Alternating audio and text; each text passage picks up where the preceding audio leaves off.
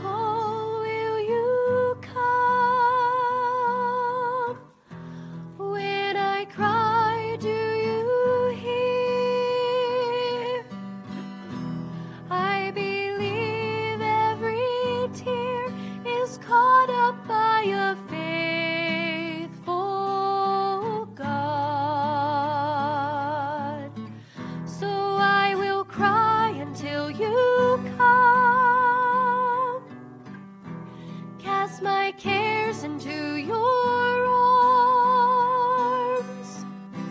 I can't see past this storm, but I'm counting on a faithful God. Faithful God, you hold my life secure, and all my days are yours. I believe my God is like a fire defending me faithfully.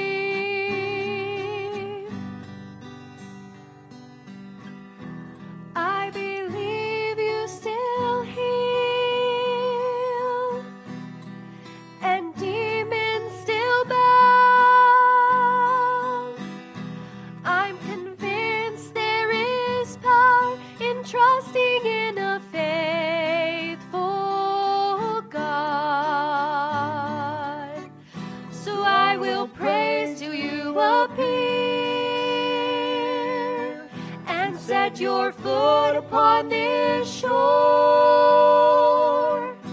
I declare that every foe is subject to my faithful God. Faithful God, you hold my life secure, and all my days are yours. I believe my God is like a fire defending me faithfully.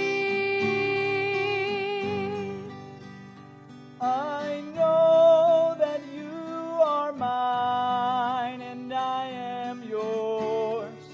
I am yours, and I know your faithfulness. It will endure. It will endure.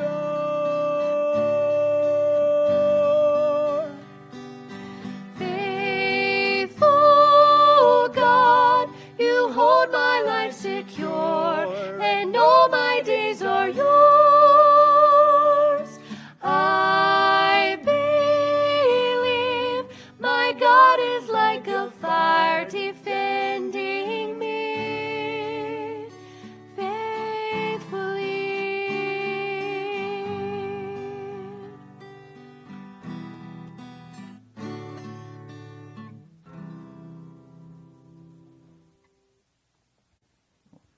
Matthew chapter 5, please. Matthew 5. It is intriguing to me as we journey through the Sermon on the Mount, Jesus' initial emphasis for his disciples in their life. You cannot know Jesus in your life not change. It's like saying an F5 tornado going through a trailer park isn't going to move some things around. When Jesus moves into your life, something will be different. And Jesus' initial emphasis for his disciples really are the two most common struggles for men: anger and lust. That's where he starts. That's where he camps out, with anger and lust. Last week we saw that anger is pretty much equal to murder. Anger will send you to hell without Jesus. And but with Jesus, anger is forgiven and dealt with. Anger doesn't belong with a disciple of Jesus. It does not belong. There is no such thing as an angry Christian, as we saw last week. And if you want to be blessed, if you want to be righteous, if you want to be influential, if you want to do God's perfect will, anger and all the tentacles of it, both verbal and physical, they must go. They must go. Other people matter and other lives have value. Thus, if you are an angry person or if you slander others or you pass on hateful judgment, you're basically saying they don't matter. Their life doesn't have value.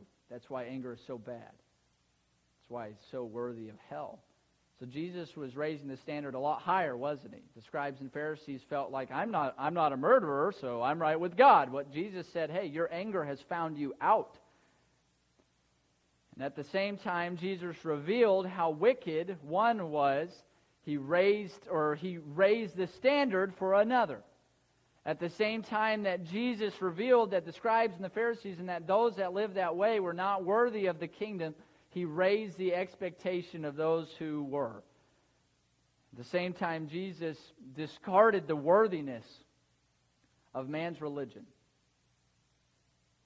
He directed the forgiven to live worthily.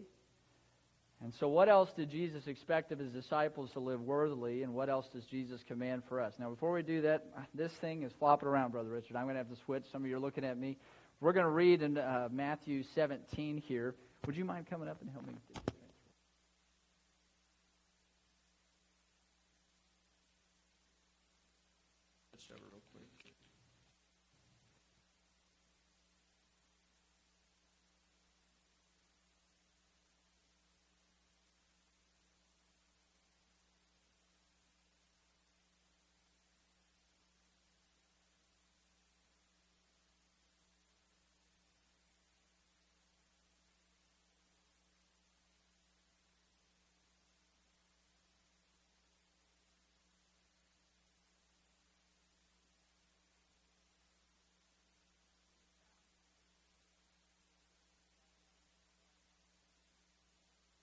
It's my fault. All right, is that better? Oh, that's really hot. Bring me down just a little bit. Luke, thank you. I appreciate you, gentlemen. So Matthew chapter 5, you remember everything I just said? Okay, Matthew chapter 5, we're going to read verse 17 through 20.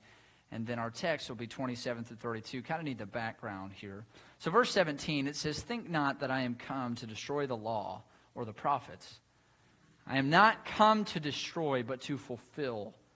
For verily I say unto you, till heaven and earth pass, one jot or one tittle shall in no wise pass from the law, till all be fulfilled. Whosoever therefore," now he's talking about his disciples, talking about people that will be in the kingdom of heaven. "Whosoever therefore shall break one of these least commandments, what I am teaching you," Jesus said, "and shall teach men so, he shall be called the least in the kingdom of heaven. But whosoever shall do and teach them, the same shall be called great in the kingdom of heaven. For I say unto you that except your righteousness shall exceed the righteousness of the scribes and Pharisees, you shall in no case enter into the kingdom of heaven." And as we saw verses 21 through 26, last week, the scribes and the Pharisees' righteousness, their standard was, well, I'm not a murderer, I'm okay. Jesus said, you're angry. You got murder in your heart. You're not okay. And so for the life of a disciple, anger has no place. Emotional stability, emotional health, that is one of Jesus' first priorities in your life as a disciple. And then in verse 27, he says this, "You have heard that it was said by them of old time, thou shalt not commit adultery. But I say unto you that whosoever looketh on a woman to lust after her hath committed adultery with her already in his heart. And if thy right eye offend thee," that means trip it up, right? Your eyes usually help you not trip over something. I was running with a friend a few weeks ago and caught a root, and just down I went. The foot to rut. Bam! A root. I said it weird. Root. Yeah. You drink root beer, right? Okay. So offend means to make you stumble. Usually the eye is going to help you not trip up on something. But if your right eye trips you up in the arena of lust, pluck it out. Cast it from thee.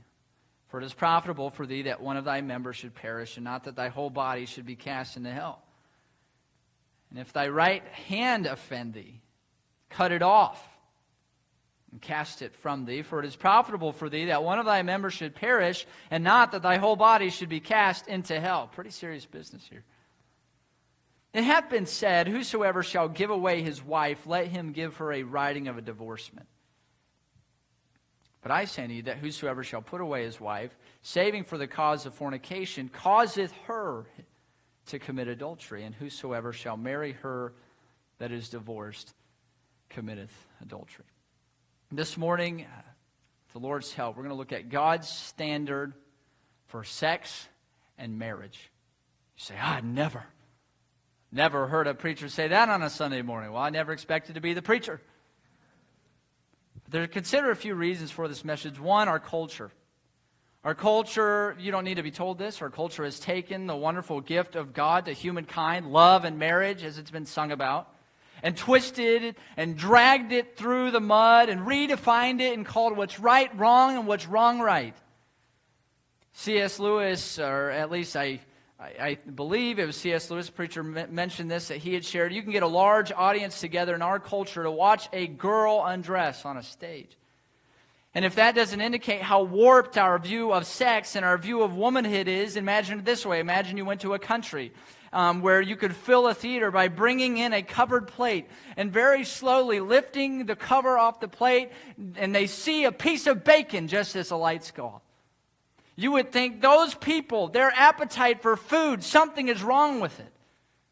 And how is it any different with our appetite and our culture for sex? It is a twisted appetite. And that is the norm in our society. Pornography is not a big deal. Premarital sex is not a big deal. Homosexuality, really, a lot of people they're okay with it anymore. The culture seems to say, why get bent out of shape about this thing? It's as normal a part of life as eating and drinking and sleeping. I mean, we do live in a culture where Dr. Seuss is canceled. While a vulgar song written and performed by self-professed whores extolling the sensuality of a woman's body is NPR's number one. So our culture is a big reason for this message. But the second reason is Christians. Christians. One preacher said, whenever you talk about sex, you not only have the people who lean up in their chair because it's their favorite subject, but you also have the people who grab their Bible and head for the door. They're rather prudish, and that's the Victorian view. They want to go so far the other way that they say that sex is shameful, it's depraved, it's less than holy. Listen, our culture is drowning people in a sea of sex. Christians included. And it seems that Christians throw out very few lifelines. But that is why Jesus came. So I feel it is appropriate and fitting, seeing that we are here anyways in Matthew 5, to raise high God's standard for sex and marriage. And as a disciple, if you know Jesus Christ, as a disciple, God's standard is for your good and the good of others who don't know God. So I want to challenge you. As Jesus said here before about the disciple who would break one of these least commandments, it's not a big deal. Don't take what Jesus puts in your lap today and say, that's not a big deal. Because it's a huge deal. In your life and the life of others. So with that, I'd like to ask Jim King, if you wouldn't mind praying for us before we dive into this. Ask God's blessing and help this morning.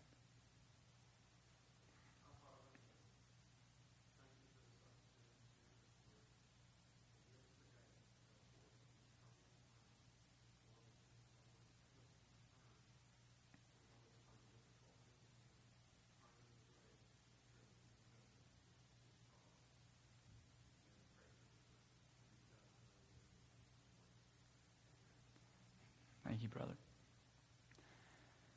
Maybe you feel today like you're paddling, you and your family, your church, maybe your Christian life. You're paddling a life raft across a turbulent sea of our culture. The sexual sea of our culture. And when you think about this sea, you think about the hurricane of pornography. And how in a hurricane, wind and water is everywhere. And it totally destroys places. We lived in Texas at the time of Hurricane Harvey. And just the destruction that wrecked on the southern coast of Texas and Houston and that area. But pornography is everywhere. It's a hurricane. It's in TV. It's on Hulu, Netflix. Prime. It's on social media. It's on Fox News. It's on CNN. It's in apps. It's in sports. It's in video games. It's in all kinds of apps. It's everywhere. It's on billboards. It's all over the place. It's all over the place. You can't get away from it. Think about the typhoon of Facebook affairs. Facebook has connected a lot of people for good, but it's connected a lot of people for bad. And people that knew had a flame from years ago, and now they're a married individual, and now they reconnect on Facebook. It is a dangerous, destructive thing. You have the tropical storms of sexting and secret apps that as soon as someone might snap a picture of themselves or do something that is explicit, it can be gone just like that. Dangerous. And maybe you're afraid for the lives of your family members. You feel like you're in this little raft just paddling across the turbulent culture, the turbulent sea, and you're afraid for their lives. Maybe you're afraid for your own life. Maybe you know, sir, what is in your own heart, and you know the lusts that you yet have and the lusts that you yet struggle with because you're still in this fleshly body, and then maybe it concerns you and make you afraid. You might feel like anger is a strong thing to deal with, but sex seems to be stronger than that. It's a strong passion. It's one of the strongest. And a friend of mine reminded me that they often go together. Is there hope? Is there hope for the marriage that is shattered by a porn addiction? Is there hope for the young woman who is learning that her body can get her attention? Is there hope for a young man who can't get it out of his head? My preacher would say at that age, they say that you're thinking about it every 7 seconds. Is there hope for the young person who wonders if they're actually straight? Is there hope for the grown man who started rainbow parading 30 years ago and who has been in a lifestyle of just a shattered, twisted life for decades? Is there hope for somebody like that? And what about marriage, period? Is there any hope for marriage? Marriage, because we hit marriage, right?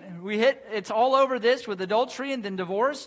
Cohabiting seems to be the way anymore. Oh, let's just try it out. Let's just try this out. Let's just shack up is what it would be called. Let's just live together.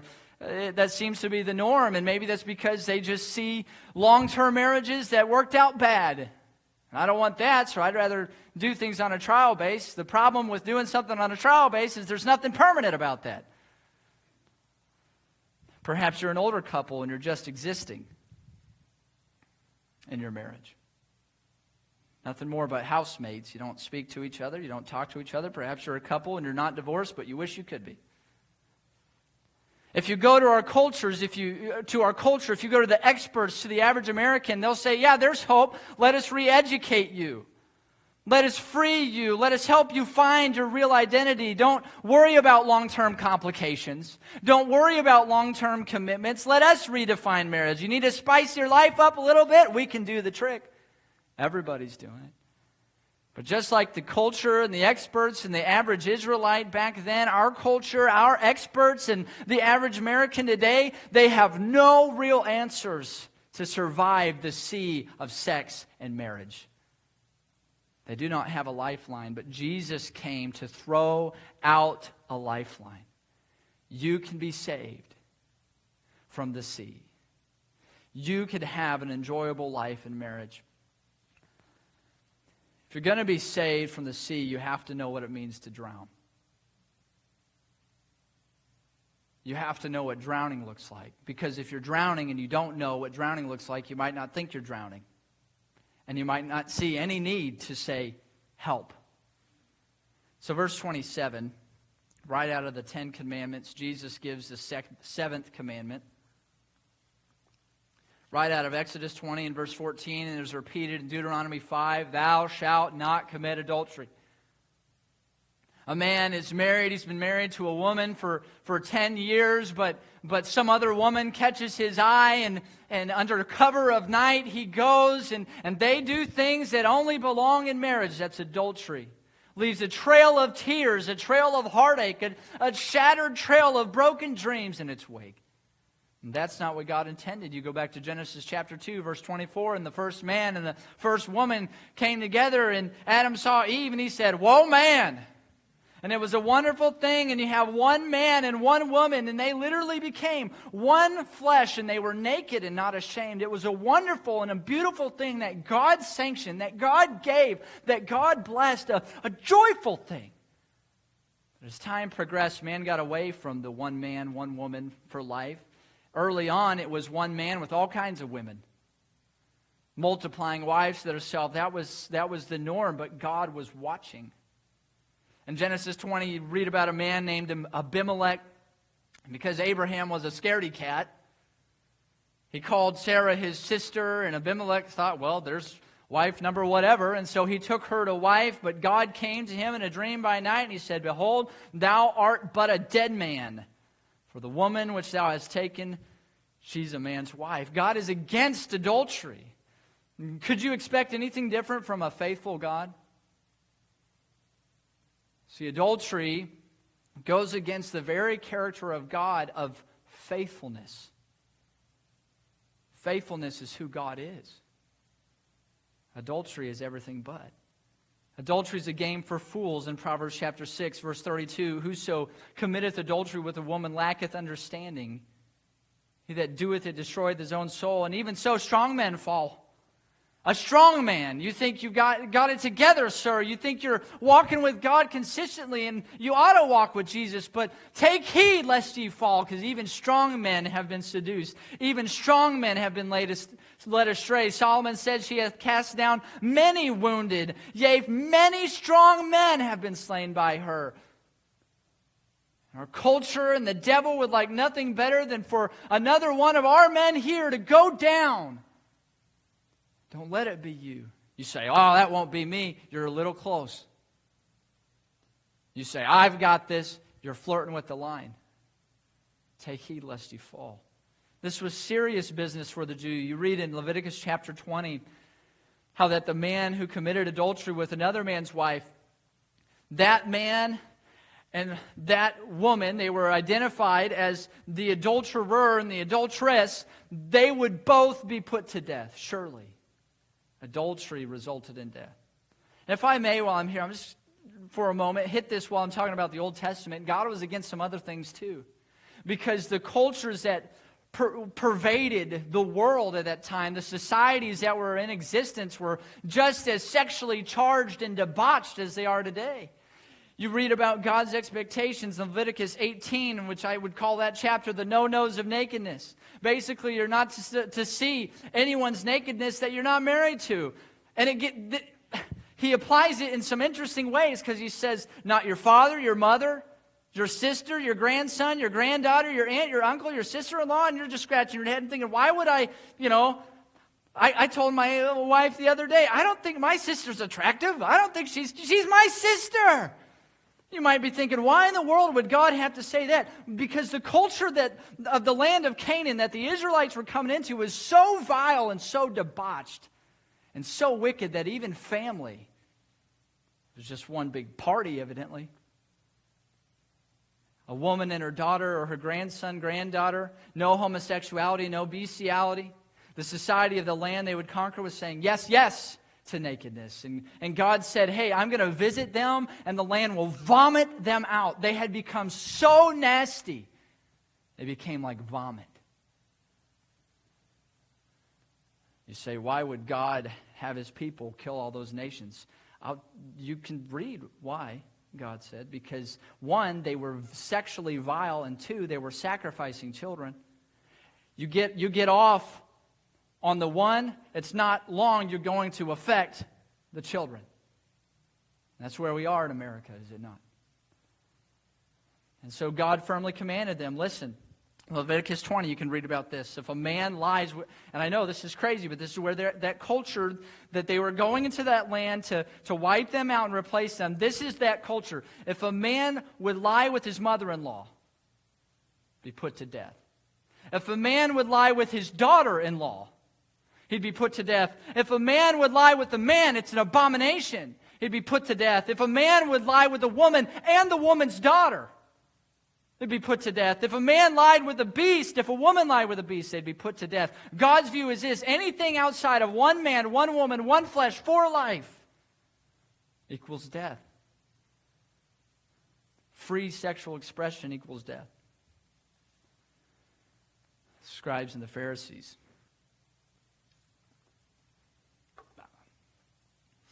I'm no murderer. I'm right with God. And I am definitely not an adulterer. I have been faithful to my wife for many years. And on top of that, you're talking about all these expectations God has for us. I'm no murderer, and I'm definitely not like Herod. Say, what's the big deal about Herod? Well, like a good average American, you find someone higher up in the totem pole politically that has a lot of problems. You say, well, I'm not as bad as them. And they would have said they were not as bad as Herod. Herod Antipas, he was the man in charge. And his family was such a mess. His family, when I was reading about all that, the nakedness and the debauchery, that was Herod's family. Herod had a half-brother named Philip, who I guess Philip had married another half-brother. And he had a daughter. And Herod Antipas wanted to marry that daughter. I'm getting it all. See, it's a mixed up thing. It was a tangled web, and Herod basically married his half-brother's daughter, so he married his niece? It's wicked, and the scribes and the Pharisees would have said, well, I'm no adulterer, and I'm certainly not like Herod. I'm doing pretty good. I'm faithful. I'm not impure. I mean, I don't look at pornography. I'm not a homosexual. I've been committed to my wife for 30 years now. Woman walks by. Jesus says, what was that? It's nothing. That's not nothing. No, that was something. What was that? Verse 27 says, you've heard it was said by them of old time, thou shalt not commit adultery. But I say unto you that whosoever looketh on a woman to lust after her, to long after her, to desire her, to say, woo, hath committed adultery with her already in his heart. So there's nothing new. The Old Testament talked about lusting not after her beauty in thine heart. Even in the Ten Commandments, Exodus 20, verse 17, it said, thou shalt not covet, thou shalt not want thy neighbor's wife. Jesus in Matthew 15, for out of the heart proceed evil thoughts, adulteries, and fornications. It's kind of a lot like David, who in 2 Samuel chapter 11, he gets up at eventime. He gets up at the time when he really wasn't supposed to be in the palace, and he really wasn't supposed to be on the rooftop at that time, and he decides, I'm just going to go on a walk on the roof. No accident whatsoever. Because at that time was a time when certain things would be happening and people would be bathing. And he looks out across the rooftops and he sees a woman bathing on a rooftop, and he saw, the scripture says that he saw a woman washing herself, and she was very beautiful to look upon. It implies that he looked upon her. And one thing led to another, and before long he had committed adultery and murder. But before David ever committed adultery, he looked and he lusted after Bathsheba. He was an adulterer on that rooftop before Bathsheba ever came to his house. And I would say that it is possible to notice beauty but not lust. Do we know the difference there? It is possible to notice that there's a beautiful woman and she's attractive, and thank God for beautiful women, man. I don't know if I'd want to preach to a men's conference every week, okay? The women just help things be a lot more lovelier around here. But there is a difference between that and lust. That is not what this is talking about. Warren Wiersbe said the man Jesus described looked at the woman for the purpose of feeding his inner sensual appetites as a substitute for the act. It was not accidental, it was planned. Is murder an accident? Is anger an accident? When you're on a diet, right? You all are still keeping your New Year's resolutions. I failed with Dr. Pepper, but don't tell nobody. You're driving down the road, you're trying to keep your diet cleaned up, but you see your favorite fast food joint, you're like, no, turn at the last minute, and you're in that drive-thru. Was that an accident? No. And the fast food of lust, the quick look, the quick glance, the thinking about it, and you look again, you do a double take, a triple take, that's no accident. And Jesus said it's adultery. The scribe and the Pharisee would say, well, I'm no adulterer, but he lusted in his heart. And Jesus would say, lust is adultery, and your desire for things off limits will send you to hell. It's as serious as hellfire. Sexual lust is as serious as hell. So for the religious, without a relationship with Jesus, it is not good enough to be adultery-free externally. You've got to be adultery-free internally to enter the kingdom of heaven. Well, you say, who is that? Who has never lusted before? No one. You need forgiveness. You need forgiveness. You need to be changed. The disciples had forgiveness. The disciples had repented. So what should they do? Because even if you come to Jesus and He changes your life from the inside out, things might get more difficult and more hard because you have a battle there that didn't exist before between the flesh and between the Spirit of God. So how should the disciples treat that? Well, take it seriously. Jesus said, take serious, radical action now. If your right eye causes you to stumble, gouge it out. And throw it away from you. If your right hand causes you to stumble sexually, cut it off and throw it from you.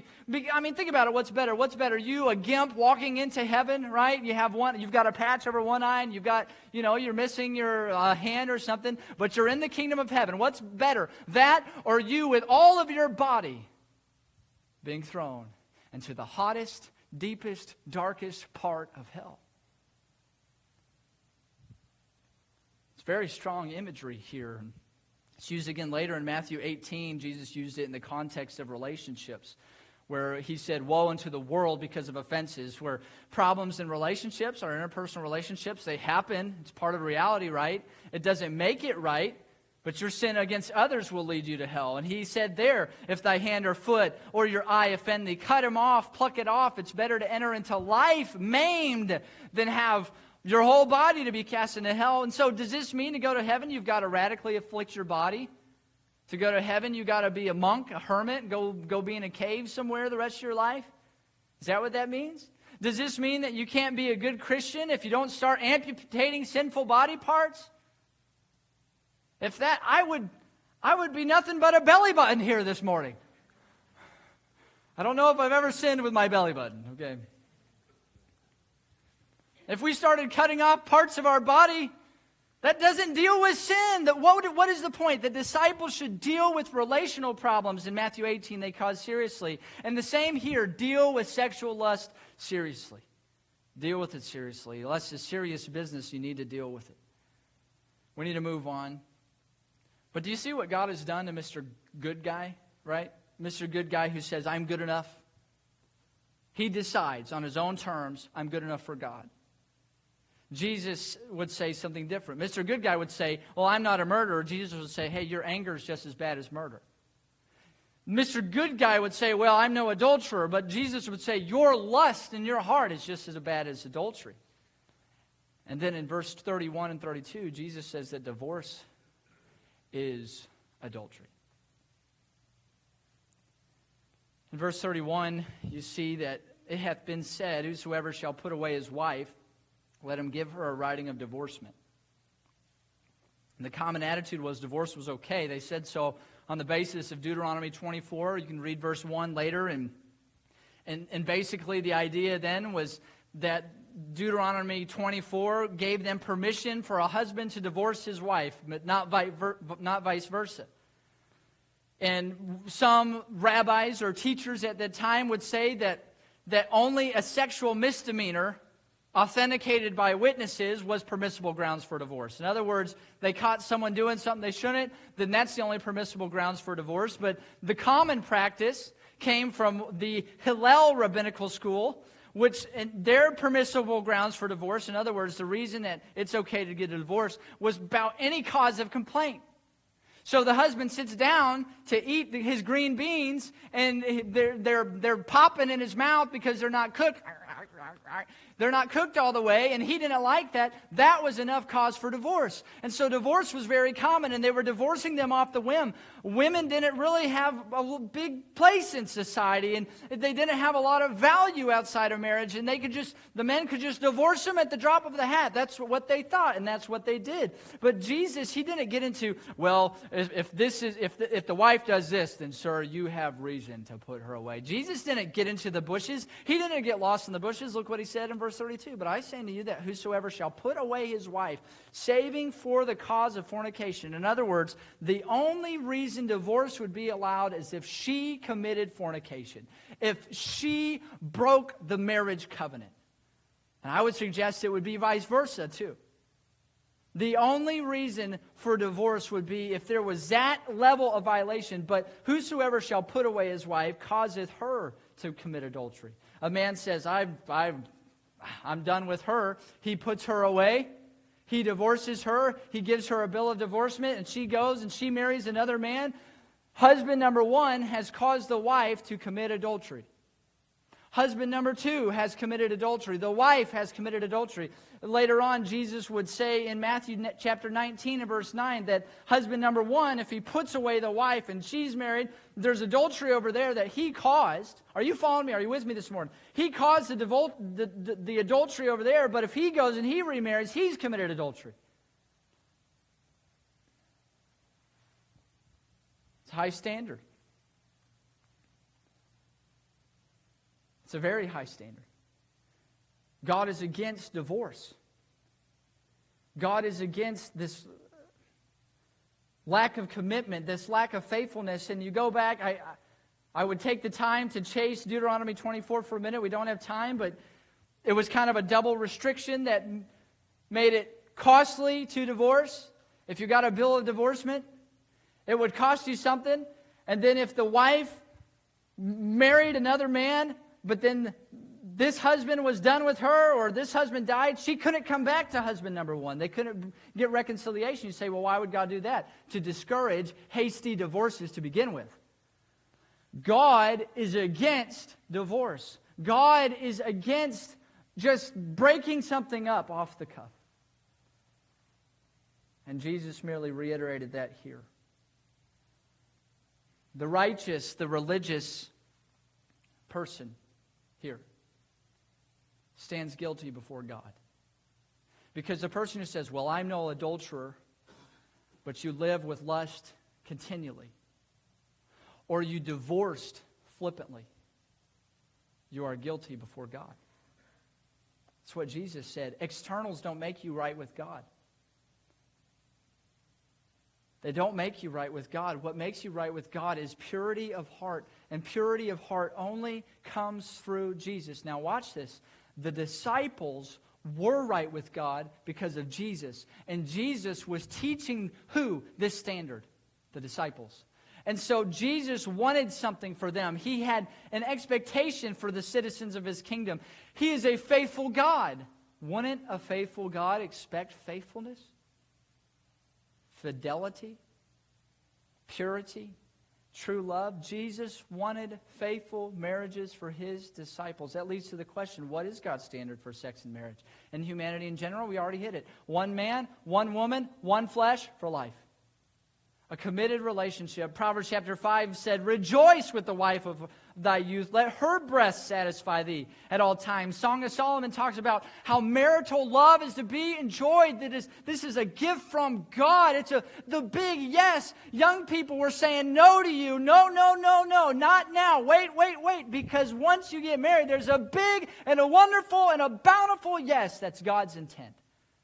It's God's blessing. It's His standard. It's one of satisfying, abundant, purposeful love between a man and a woman, committed, faithful for life. It's like this fast food. Man, I'm getting all my oohs and everything mixed up. Fast food on the go. It ain't as good as a sit-down meal with the family. You say, well, we get our fast food and still go sit down. Okay, fine, whatever you do. But food on the cheap can't beat a good meal. I said food on the cheap can't beat a good meal. And marriage God's way is a good meal. And the thing about a good wife with good food on the table and coming around as the family, the meals are there.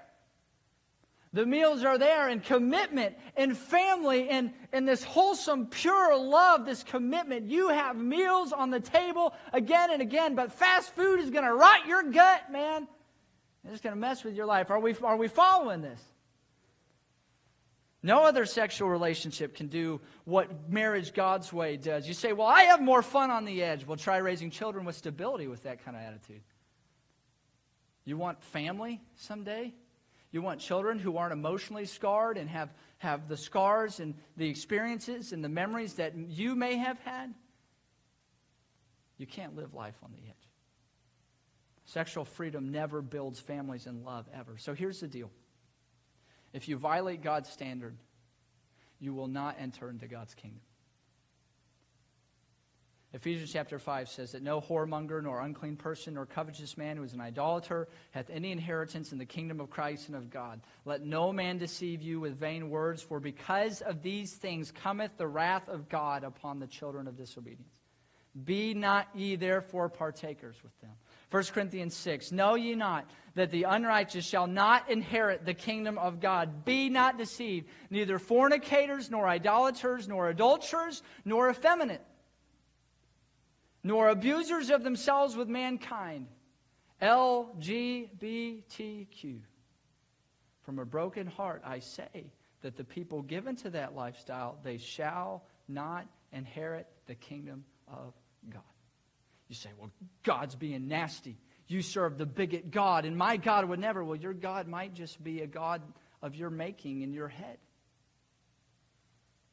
Your God will leave you broken and abandoned with regret, pain, and heartbreak that crowd cannot fix. The Lord's not being nasty. He's just going to keep nasty out of His perfect kingdom of love, and if you'll come to Him, He'll get the nasty out of your heart. But if your life is given over to that stuff, if your life, sir, is given to pornography, and there's nothing in you that feels miserable about that fact, then you need to check where you stand with Jesus.